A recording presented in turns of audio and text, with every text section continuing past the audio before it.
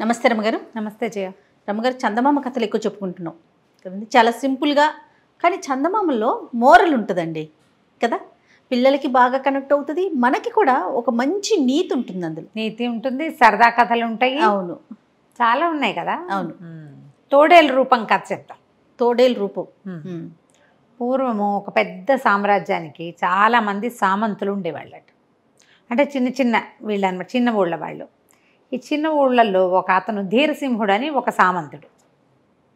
ఇతనికి చక్కని భార్య ఉండేది. సాధ్విలాగా కనిపించేది, సాధ్విలాగా ప్రవర్తించేది అంతే. వాళ్ళ నాన్న ఈ ధీరసింహుడిని వలచి పిల్లాడు బాగున్నాడని ఇతనికి ఇచ్చి కట్టబెట్టేది. ఈ అమ్మాయి మృదువుగా ముద్దుగా, చాలామంది ఉండరా భలే బాగా కనిపిస్తారు, క్యూటెస్ట్ లేడీలాగా. అంత క్యూట్ ఉండదు, అంత చాలా ఉంటుంది. లోపల ఏవో ఉంటాయి బోల్డ్ భావాలు. మొహం చూస్తే అలా అనిపించదు. అవును, మనకి ఎప్పుడు కనపడతారు అట్లాంటి వాళ్ళు. ఈ పిల్ల ఇంకొక సామంతుని ఏదో సందర్భంలో కలిసి వాడి మీద మనసు ఉంటుంది. తండ్రి పెళ్లి చేసేస్తాడు, కానీ అతనితోటి ఫ్రెండ్షిప్ మెయింటైన్ చేస్తుంది, ఉత్తరాలు రాయిస్తూ ఉంటుంది. ఎప్పటికైనా వీడికి హ్యాండ్ ఇచ్చి వాడి దగ్గరికి వెళ్ళిపోవాలని ఒక కోరిక ఉంటుంది ఆ అమ్మాయికి. ఆ కాలంలో జరిగేవట. ఎటాగొట్ట వీడిని వదిలేసి వాడిని చేసుకుందాం అలాంటి ఊహ ఉండేది ఆవిడికి. సరే, ఏమైంది, ఇతను ఏం చేసేవాడు, బాగానే ఉన్నారు ఇద్దరు. ఆవిడ సాధ్యులా కనపడేది, సాధ్యులా ప్రవర్తించేది, ఉత్తరాలు మాత్రం అక్కడికి రాస్తూ ఉండేది. ఇతను వారంలో ఒక 3 రోజులు ఎక్కడికో వెళ్తూ ఉండేవాడు. సోమమంగళ బుధ ఉండేవాడు, గురువారం బయలుదేరి వెళ్ళిపోయేవాడు. గురు శుక్ర శని 3 రోజులు ఇంటికి వచ్చేవాడు కాదు అతను. ఆదివారం పొద్దునే వచ్చేవాడు. మళ్ళీ ఆది సోమమంగళ బుధ ఉండేవాడు, గురువారం తెల్లారేసరికి స్టార్ట్. అయితే ఈ భార్యకి వీడు ఏదో ఒక 3 రోజులు కాకుండా ఈ పర్టికులర్ 3 రోజులే ఎందుకు వెళ్తున్నాడు, అది ప్రతివారము ఎప్పుడు వెళ్ళేవాడు. వాడు పెళ్ళైన దగ్గర నుంచి చూస్తూనే ఉండేది. సంవత్సరంన్నర గడిచింది, ఇలాగే ఉన్నాడు. అయితే ఒకనాడు బాగా పదే అడిగింది, ఏమిటి ప్రతివారం వెళ్తావు ఎందుకు ప్రియ అంటే, ఏదో పని అన్నాడు, అదన్నాడు ఇదన్నాడు. ఆవిడ ఊరుకోలే. ప్రతిసారి అడిగి నేను నీతో ఇంత ప్రాణంగా ఉంటున్నాను, నాకు నీ రహస్యం చెప్పవా, ఎందుకు వెళ్తున్నావు, ఎవరైనా ప్రేస్ ఉందా, ఏదైనా పని ఉందా, ఏదైనా చేయకూడని పని చేస్తున్నావా పోనీ నువ్వు. ఇప్పుడు తనకు ప్రియుడున్నాడు కదా, అలా వీడికి ప్రేయస్ ఉండొచ్చు అని అనిపిస్తుంది. అయితే ఇతను ఏమన్నాడు, నా కర్మ, నేనేం చేయను, నేను యుక్త వయసులో ఉండగా చేసిన ఒక పొరపాటు వల్ల వారానికి 3 రోజులు నేను తోడేలు రూపం వస్తుంది నాకు, అడవిలోకి వెళ్ళిపోతా. ఆ 3 రోజులు తోడేలుగా ఉండి 4వ రోజున మనిషిగా మారి వస్తాను అని చెప్పాడు. ఆశ్చర్యపోయింది. నిజమా అంది. అలా నిజం, నీతో ఎందుకు అబద్ధం చెప్తాను ప్రాణప్రియ, నువ్వు ఇంత మంచిదానివి, నువ్వు ఇంత ప్రేమిస్తావు, నువ్వు ఇంత బుద్ధిమంతురాలు, ఇంత సాధ్వివి, నువ్వు నీలాంటి పతివ్రత భూలోకంలో లేదు, నీకు అబద్ధం ఎందుకు చెప్తా, ఇది నా కర్మానుభవం, నాకు ఇట్లా వచ్చింది, నా ప్రాప్తాన్ని నేనేం చేయను, వివాహం చేసుకోకూడదు అనుకున్నా, మా నాన్న మీ నాన్న కలిసి ఇది చేసే ఫ్రెండ్షిప్ చేసుకుని పెళ్ళి అన్నారు, మీ నాన్న ఉత్తముడు, నువ్వు మహాసాధ్వివి, అందుకని చేసుకున్నా అనేసరికల్లా ఈ అమ్మాయింది, కాదోయ్ నువ్వు ఎలా మారుతావు అసలు, మళ్ళా మనిషిగా ఎలా మారిపోతావు, చెప్పు అంటే, ఏముంది, నేను గురువారం పొద్దున్నే వెళ్ళిపోతాను కదా, తెల్లవారుజామునే వెళ్ళిపోతాను, ఎండెక్కేసరికల్లా నా బట్టలన్నీ విప్పేసి ఒక చోట దాచిపెడతా, నాకు తోడేలు రూపు వచ్చేస్తుంది, 3 రోజులు తోడేలుగానే తిరుగుతా, 4వ రోజు తెల్లవారేసరికి నేను మనిషిగా మారిపోతా, దాచిపెట్టిన బట్టల దగ్గరికే వెళ్ళిపోతాను, బట్టలు వేసుకుని వచ్చేస్తాను, మళ్ళీ మనిషి అయిపోతాను. బాగుంది. 1 వారం గడిచింది, 2 వారాలు గడిచింది. ఆ బట్టలు ఎక్కడ దాచిపెడుతున్నావో, ఎవరన్నా ఎత్తుకుపోతే ఎలాగో, ఎవరన్నా తీసేస్తే ఎలాగో అంటూ ఉండేది 100 ప్రశ్నలు. కొన్ని నెలలు పోయాక, ఇతను ఇంకా కొన్ని వారాలు పోయాక, ఫలానా చోట ఒక పెద్ద మర్రి చెట్టు ఉంది, దానికి ఒక తొర్ర బయటికి కనపడుతుంది, ఆ తొర్ర లోపల ఇంకొక తొర్ర ఉంది, నేను ఆ తొర్రలో పెడతాను, ఎవరికి నరమానవుడు అన్నవాడికి కనపడవు, నేను సన్నగా మడతపెట్టి లోపల పెడతాను అనేసరికి దొరికిందిరా కిటుకో అనుకుంది అమ్మాయి. యథావిధిగా ఆ వారం కూడా అతను వెళ్ళాడు, బట్టలు చుట్టి ఆ తొర్రలో పెట్టుకున్నాడు. ఈ అమ్మాయి ఏం చేసింది, తన సామంతు ఫ్రెండ్కి ఉత్తరం రాసింది, ఓహో ఫలానా దాంట్లో ఫలానా తొర్రలో బట్టలు ఉన్నాయి, పట్టుకొచ్చేసేయి. అతను తీసుకొచ్చేసరికల్లా ఇకేముంది, ఈ తోడేలుగా మారిన మన వీరసింహుడు, అంతేగా ధీరసింహుడు వాడు వచ్చి చూసుకున్నాడు, బట్టలు లేవు. భార్య మోసం చేసింది అనేది తెలిసిపోయింది. ఎందుకంటే తను ఎవ్వరికీ చెప్పల, ఒక్క భార్యకి తప్ప ఆమె చేసి ఉండాలి. అది నరమానవుడికి కనపడని గొంది ఆ లోపల ఉంటుందన్నమాట, తొర్రుండి దానికి లోపల ఇటువైపు పనిమాల ఎవరు చేయబెడతారు అందులోకి? అంతే కదా. పైగా మనుషులు ఎవరు వస్తారో తొర్రల జోలికి? జంతువులు వస్తాయి. పోనీ అవి లాగే అనుకో, ఏ జంతువో ఏ పందికొక్కో ఎలకో లాగిందనుకో, చింపి ముక్కలు చేస్తుంది కదా, అది నిశ్శబ్దంగా చుట్ట ఎట్లా పట్టుకెళ్ళిపోతుంది? అర్థమైపోయింది. ఇంకా అతను ఏమీ చేయలేక అడవిలోనే ఉండిపోయాడు. ఈవిడ ఒక 3-4 వారాలు చూస్తుంది. నా భర్త వేటకెళ్ళి తిరిగి రాలేదు అని చక్రవర్తికి అర్జీ పెట్టుకుంది. నెల గడిచిపోయింది, 2 నెలలు గడిచినాయి. 2 నెలలు గడిచిన తర్వాత నేను వివాహం చేసుకోవడానికి అనుమతి ఇవ్వవలసిందే అని మళ్ళీ రాసింది ఉత్తరం. 3 నెలలు గడిస్తే పెళ్లి చేసుకోవచ్చు. ఆ 2వ సామంతుకి ఉత్తరం రాసింది, నేను పెళ్ళికి రెడీగా ఉన్నాను, నా రాజ్యం కూడా నీదే. ఇతని ఒక చిన్న సామ్రాజ్యం ఉందిగా, చిన్న ఊరు, ఆ ఊరు కూడా అతనికి కట్టబెట్టి అతన్ని పెళ్లి చేసేసుకుంది. ఇద్దరు కలిసి ఉండేవాళ్ళు. కొంతకాలం గడిచిపోయింది, ఇట్లా సంవత్సరాలు కొంతకాలం గడిచాక ఒకనాడు రాజుగారు అడవిలోకి వేటకెళ్ళాడు. పెద్ద రాజుగారు వెళ్తే వేట కుక్కల్ని తీసుకెళ్తే ఈ కుక్కలు వాటిని చూసినప్పుడు ఈ తోడేలు గుర్తుపెట్టింది. అవి రోడ్డు మారడి తిరిగేవి కాదు, రాజుగారి కుక్క. వాటికి తెలుసు కదా, ఈ ధీరసింహుడికి రాజు అంటే చాలా ఇష్టం. ఓకే. రాజు దగ్గరికి బాగా వెళ్ళేవాడు. అతను చిన్నతనంలోనే సైన్యంలో చేరాడు, రాజుగారి దగ్గర చేరాడు. సామంతుగా తండ్రి తర్వాత తనంతట తను గుర్తింపు తెచ్చుకున్నాడు. రాజు అంటే చాలా ప్రీతి, కాస్త దగ్గరగా సమవయస్కులు వాళ్ళు. సరే, ఆ కంచి కుక్కలు పడ్డాయి తోడేలు వెనకాల. తోడేలు ముప్పు తిప్పలు పెట్టేసింది.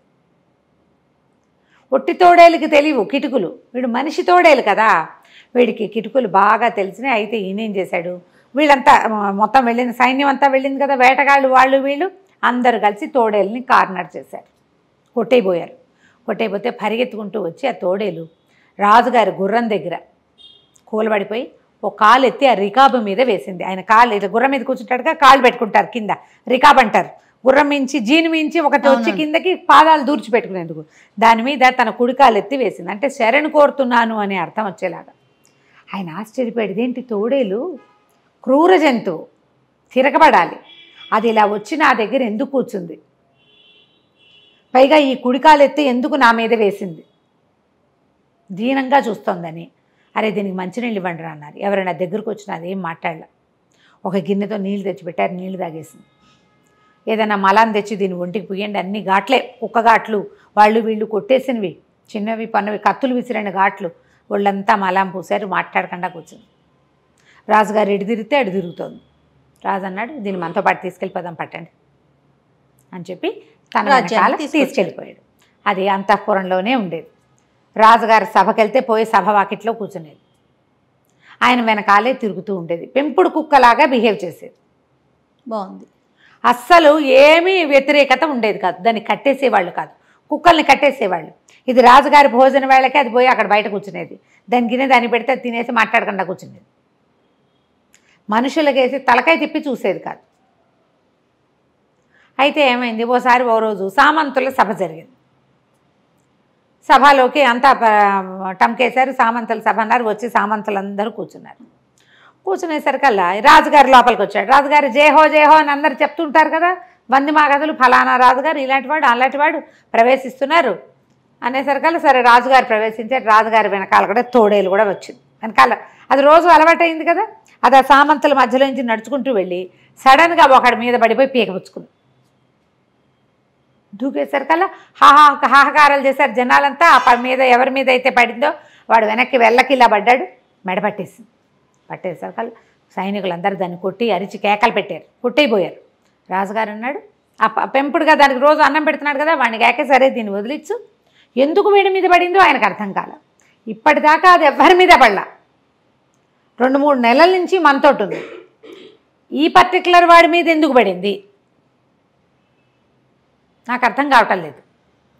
సరే మొత్తానికి మెడ విదిలిపించారు. వీళ్ళు ఏంటంటే సభల్లోకి వచ్చినప్పుడు సింపుల్ డ్రెస్ కాకుండా సైనిక దుస్తుల్లో వస్తారు. వాడి మెడ చుట్టూతో ఒక తోలు పట్టి ఉంది, ఆ పట్టి లేకపోయింటే చచ్చిపోయేవాడు. వాడు మెడ పట్టుకున్నా చచ్చిపోలా, ఆ కాస్త ఘాట్లు పడ్డాయి, కొద్దిగా గుచ్చుకున్నాయి. అక్కడి నుంచి అతన్ని లేవదీశారు. సరే ఏమిటో విశేషం, సరే దీన్ని కట్టేయండి రా ఇక నుంచి అంటారు. కట్టేసిన మర్నాటి నుంచి ఏమీ లేవు ఎక్స్ప్రెషన్స్, మామూలుగానే ఉంది. మళ్ళా కొద్ది రోజులు పోయాక రాజుగారు వేటకు బయలుదేరాడు. మళ్ళీ బయలుదేరి ఈసారి ఏమనుకున్నారు, డైరెక్ట్గా వేటకొద్దు, మధ్యలో కొన్ని సామంత రాజ్యాలను చూసుకుంటూ వెళ్దామని ఏ సామంత రాజ్యం అయితే ధీరసింహుడిదో ఆ రాజ్యానికి వెళ్ళాడు. వెళ్ళేసరికల్లా మరి ఆ సామంత రాజ్యంలో ఎవరున్నారు, రాణిగారు, ధీరసింహుడి భార్య, ఆవిడ కొత్తగా పెళ్లి చేసుకున్న రెండో సామంతు, ఇద్దరూ అక్కడే ఉన్నారు. ఆవిడ రాజుగారికి స్వాగతం చెప్పడానికి చక్కగా అలంకరించుకుని వచ్చింది. వచ్చేసరికల్లా ఈ కుక్క ఒక్క విదిలింపుతో గొలుసు విదిలించుకుని రైమని వెళ్ళి దాని మీద పడింది. తోడేలు, కుక్క కాదు, కుక్క పేరు వస్తుంది, గొలుసు అనగానే కుక్క వస్తుంది. ఈ తోడేలు కాస్త దీన్ని విదిలించేసుకుని పరిగెత్తుకుంటూ వెళ్ళి ఆవిడ మెడ పట్టుకునేసరికల్లా ఆడవాళ్ళు ఏముంది, బలహీనంగా ఉంటారు, సన్నగా నాజుగా. ఆవిడ ఇంత పెద్ద గౌన్ వేసుకుంది. ఈ తోడేలు కూడా గట్టి పట్టు చిక్కల, కానీ మెడ అయితే పట్టేసింది. మళ్ళీ సైనికులు దాన్ని బలవంతంగా యువతలు గీడ్చారు, లేవదీస్తే అప్పుడు రాజుగారికి ఏం స్ట్రైక్ అయింది, లాస్ట్ టైం ఈ తోడేలు మెడబెట్టుకున్నవాడు ఈవిడ మొగుడు, ఈవిడ ధీరసింహుడి పెళ్ళాం. ఎందుకు తోడేలు ఇలాగా ఈవిడ మోగని కొత్తగా పెళ్లి చేసుకున్న వాడిని ఎందుకు పట్టుకుంది, ఏదో కిట్టుకుంది, ముందు వాడిని పట్టండి, దీన్ని పట్టండి, వీళ్ళిద్దరిని జైల్లో పడేయండి, వీడి సంగతి చూద్దామన్నారు. పోనీ తెలివిగల రాజు, ఆయనకి స్ట్రైక్ అయింది అనమాట. అది ఎవ్వరి మీద ఏమీ పడకుండా కుక్క పిల్లలాగా సాధ్యంతో ఆవు దూడ తిరిగినట్టు తిరిగేది వీళ్ళిద్దరి మీదే ఎందుకు పడింది, అది చంపేయాలన్నంత కసితోటి. ఏదో అరిచి పళ్ళు చూపించి బెదిరిస్తాయి తోడేళ్ళు, అంతేగాని ఒకటే ఆమాంతంగా ఒక్క దూకి పీకపరుచుకుందంటే దానికి ఎంత కచ్చగా ఉందో. ఏదో జరిగింది, ఏం జరిగింది, అక్కడి నుంచి దాసుల్ని వాళ్ళని వీళ్ళని ఎంక్వైరీ చేస్తే ధీరసింహుడు ఉండగానే ఈయన ఉత్తరాలు రాసేదండి ఈవిడ చెప్పారు. ఆయన పోయేసరికి 1-2 నెలలు తిరగగానే మరి పెళ్లి చేసుకుంది, వివాహం చేసేసుకుంది. ఆయన ఆస్తంతా ఈయన కట్టబెట్టాము, ఈవిడ మాత్రం తర్వాత వివాహం చేయలే, ఆలోచన ముందే చేసింది అనేసరికల్లా రాజుగారు 2-3 సైనికాధికారుల నుంచి ఈవిడిని ప్రశ్నించండి అనేసరికల్లా ఆవిడ బెదిరిపోతూ తోడేళ్ళని చూసేసరికి బెదిరిపోయింది, అర్థమైపోయి ఉంటుంది వీడు తన భర్తేనని. అక్కడి నుంచి బెదురుతూ చెప్పింది, మేము ఈ పని చేశాను, బట్టలు ఎక్కడున్నాయి అని అడిగాడు. ఎక్కడున్నాయంటే అక్కడే ఆ బిల్డింగ్లోనే సామాన్ల కొట్లో ఒక పాత భోషాణంలో పడేసింది, వాటిని కాల్చలా. పోనీలే, ఏ దుస్తులతోటి అతను తోడేలుగా మారాడో ఆ బట్టలు ఒక చోట ఉన్నాయి. సరే అక్కడి నుంచి రాజుగారు ఏం చేశాడు, ఆ బట్టలు తెప్పించి తీసుకెళ్ళి అడవిలో ఏ చెట్టు తొర్రలో నుంచి తీశారో ఆ తొర్రలో పెట్టించాడు. తోడేలను వదిలిపెట్టేశాడు. వదిలిపెట్టేసరికి తోడేలు ఆదివారం పొద్దున్న దాని లెక్క అది. ఇవాళ ఇంకా బుధ గురువారాలే ఉన్నాయి. 3 రోజులు అడవంతా తిరిగి ఆదివారం నాడు పొద్దున మనిషిగా మారి ఆ బట్టలు వేసుకుని వచ్చింది. తన రాజ్యాన్ని చక్రవర్తి సామ్రాజ్యంలో కల్పేశాడు ధీరసింహుడు.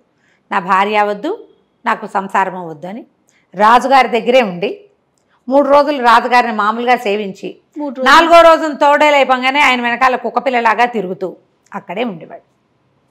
కథ కంచికి మనం ఇంటికి. చాలా బాగుంది, సరదాగా ఉంది కదా. అవునండి, అవును. నమస్తే. నమస్తే.